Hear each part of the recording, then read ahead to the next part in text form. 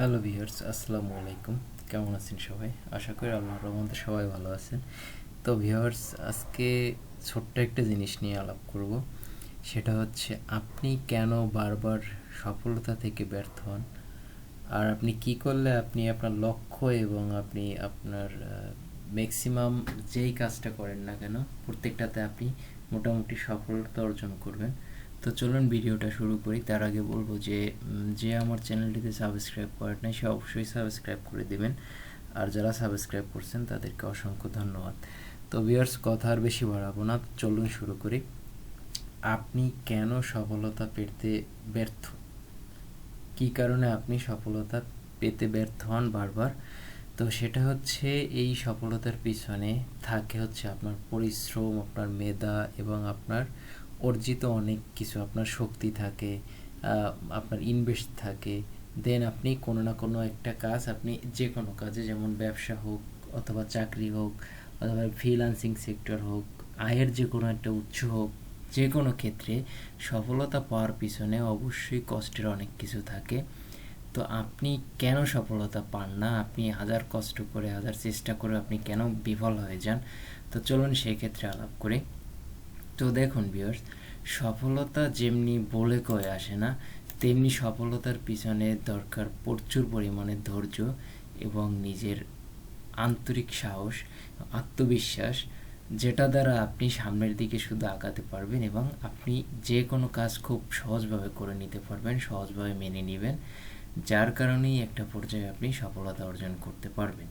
এবার আপনি কেন সফলতা অর্জন করতে পারতেছেন না, যেমন ফ্রিল্যান্সিং সেক্টরে আপনি কেন সফলতা অর্জন করতে পারেন না, আপনি কি করে একজন সফল ফ্রিল্যান্সিং হবেন? এবং এই পরামর্শটি আপনার শুধু ফ্রিল্যান্সিং নয়, আপনি সকল ক্ষেত্রে প্রয়োগ করতে পারেন। তো আপনার সফলতার পিছনে যেই জিনিসগুলো সব থেকে বেশি বাধা হয়ে দাঁড়ায়, তার ভিতরে প্রধান কারণ হচ্ছে আপনার হাতে থাকা স্মার্টফোন। আপনি সকালবেলা উঠে, আপনি এবং আমি ম্যাক্সিমাম, এটা আমাদের সবার ভিতরেই হয় যে আমরা সকালবেলা উঠি, আমরা মোবাইলটাকে হাতে নিই এবং মোবাইলটায় আমাকে কে টেক্সট করলো, কোন বন্ধু আমাকে টেক্সট করলো, এটা দেখি আমরা। যার বিনিময়ে আমাদের প্রত্যেক দিনের এক একটা রুটিন হয়ে যায় আমরা মোবাইলটাকে চেক করা।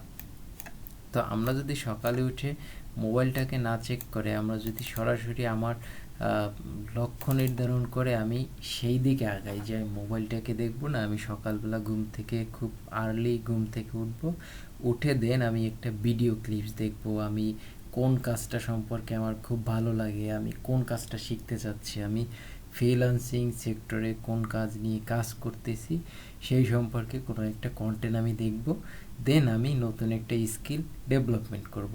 আমরা যদি প্রতিনিয়ত রুটিন হাতে মোবাইল নিয়ে অযথা ফোন টিপাটিপি না করে, আমি কারো টেক্সট না দেখে এবং কারো টেক্সটের ভিতরে অযথা সময় নষ্ট না করে, আমি যদি সেরকমের একটা কি দুইটা পার ডে কন্টেন্ট দেখি এবং সে মতো যদি আমরা কাজ করতে পারি, তাহলেই কিন্তু আমরা মানে প্রত্যেক দিন নতুন নতুন কিছু শিখতে পারবো। তো গেল প্রথম নম্বরে মোবাইল, এবং দ্বিতীয় নম্বরে যেটা হচ্ছে সেটা হচ্ছে অলসতা। মনে করেন আপনি কোনো একটা কাজ করবেন বলে আপনি চিন্তা করছেন যে আপনি এই কাজটা করবেন, দেখা গেছে যে আপনি করবেন করবেন করে সকাল থেকে সন্ধ্যা পর্যন্ত, সন্ধ্যা থেকে রাত পর্যন্ত আপনি শুধু করবেন এই ভাবনাটা মাথায় নিয়ে বসে থাকেন, কিন্তু কাজটা আপনি করেন না। তো সেক্ষেত্রে আপনাকে বাধা প্রদান করে, এই যে বাধা, যে আপনাকে যেই কাজটাতে বাধা দিয়ে থাকে সেটা হচ্ছে অলসতা। এই অলসতার কারণেই আপনি সফল হতে পারেন না। তা আপনি যদি অলসতাটাকে পিছিয়ে রেখে, আপনি যদি যতটাই বাধা বিপত্তি হোক না কেন, আপনি আপনার লক্ষ্যটা নির্ধারণ করে আপনি প্রত্যেক দিন কিছু না কিছু কাজ করতে পারেন, তাহলে অবশ্যই আপনি এক সময় সাকসেস হতে পারবেন ইনশাল্লাহ। এরপর 3 নম্বরে যেটা আছে সেটা হচ্ছে প্ল্যানিং। প্ল্যানিং বলতে আপনি সকালবেলা ঘুম থেকে ওঠার পরে আপনি কি কি কাজ করবেন, আপনি এবং আমরা ম্যাক্সিমাম কি কাজ করব এরকমের কোনো একটা থিঙ্ক করি না। আমরা উঠি, যে হাতের কাছে ফোনটা পাই, ফোন টেপা শুরু করা নিয়ে আমরা সব কিছু কাজ করি এলোমেলো। কিন্তু আমরা যদি সঠিক একটা প্ল্যান তৈরি করি যে আমার আজকে টোটাল দিনে এই কাজগুলো করতে হবে, এই কাজগুলো আমাকে কমপ্লিট করতে হবে, আমাকে 2টা কন্টেন্ট তৈরি করতে হবে অথবা আমাকে 2টা ক্লাস করতে হবে, আমাকে ফ্রিল্যান্সিংয়ের এই সেক্টরটা সম্পর্কে ভালো জ্ঞান অ্যাচিভ করতে হবে, অথবা আমাকে ব্যবসার দিক থেকে এইটুকু সময় দেওয়ার দরকার হবে।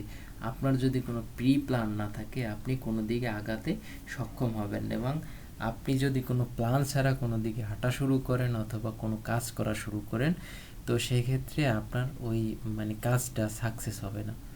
তো এরপরে যেই বিষয়টা হচ্ছে আপনার কেন সফল হতে পারেন না, সেখানে যেই 4 নম্বর যে বিষয়টা বাধা হয়ে দাঁড়ায় সেটা হচ্ছে রেগুলার প্র্যাকটিস। মনে করেন আপনি যে কোনো কাজ আপনি শেখার ক্ষেত্রে বলেন অথবা শেখানোর ক্ষেত্রে বলেন, এবং আপনি যে কোনো কাজ টেকনিক্যালি বলেন অথবা আপনি আপনার শারীরিক বলেন, যাই বলেন না কেন, কোনো কিছু প্র্যাকটিস ছাড়া সফল হওয়া সম্ভব না। মনে করেন আপনি ফ্রিল্যান্সিং সেক্টরে আপনি যে কোনো একটা কাজ শিখবেন, সে কাজটা আপনাকে রেগুলার প্র্যাকটিস করতে হবে। প্র্যাকটিস করে করে আপনাকে স্কিলটা সুন্দরভাবে A to Z একটা কমপ্লিট গাইডলাইন নিয়ে আপনাকে স্কিলটা সুন্দরভাবে আপনাকে ওটা শেষ করতে হবে। দেন আপনাকে ওইটার প্রতি বিশেষ জ্ঞান অর্জন করতে হবে। তো এই জ্ঞান অর্জন করার ক্ষেত্রে আপনাকে অবশ্যই সেটা প্র্যাকটিস করতে হবে, এবং প্র্যাকটিসটা হচ্ছে আপনি আজকে প্র্যাকটিস করলেন আবার 10 দিন পরে একবার করবেন এরকমের না। আপনাকে একটা নির্দিষ্ট সময় অনুযায়ী আপনাকে রেগুলার যে কোনো একটা কাজ প্র্যাকটিস করতে হবে, এবং এই প্র্যাকটিসটার ফলে আপনি একটা পর্যায়ে আপনি আপনার লক্ষ্যটাকে পূরণ করতে পারবেন এবং আপনি সাকসেস হতে পারবেন। তো এরপরে যে বিষয়টা হচ্ছে সেটা হচ্ছে সঠিক লক্ষ্য নির্বাচন। এটা হচ্ছে আমাদের 5 নম্বর এবং সর্বশেষ এই ভিডিওর যে আলোচনা সেটা হচ্ছে সঠিক লক্ষ্য নির্বাচন। আপনি কোন কাজের ক্ষেত্রে সামনের দিকে আগাবেন। দেখা গেছে যে আপনি যখন ফ্রিল্যান্সিং শেখেন তখন আপনার গ্রাফিক্স ডিজাইন যখন ভালো লাগে তখন আপনি 4-5 দিন গ্রাফিক ডিজাইন শিখলেন, দেন আপনি গ্রাফিক্স ডিজাইন থেকে আপনি ডিজিটাল মার্কেটিংয়ের ভিডিও দেখে আপনার ডিজিটাল মার্কেটিং শেখার আগ্রহ ভালো লাগলো, তখন আপনি ডিজিটাল মার্কেটিং শিখলেন। তো সেক্ষেত্রে আপনার লক্ষ্যটা সঠিক হলো না এবং আপনি সঠিক লক্ষ্যে পৌঁছাতে পারলেন না, যার কারণে আপনি অবশ্যই এটা ডিমোটিভেট হবেন এবং আপনি নর্মালি পড়ে থাকবেন। তো সেক্ষেত্রে আপনাকে কি করতে হবে, সেক্ষেত্রে আপনাকে আগে একটা লক্ষ্য নির্বাচন করতে হবে যে আমাকে এই লক্ষ্যের দ্বারা আমাকে সামনের দিকে আগাতে হবে, আমাকে এই কাজটা অবশ্যই কমপ্লিটভাবে শিখতে হবে, এবং বেসিক থেকে শুরু করে আমাকে অ্যাডভান্স লেভেলের সম্পূর্ণ জ্ঞানটা আমাকে একটা লক্ষ্যের উপর ডিপেন্ড করে আমাকে এটা আগে কমপ্লিট করতে হবে।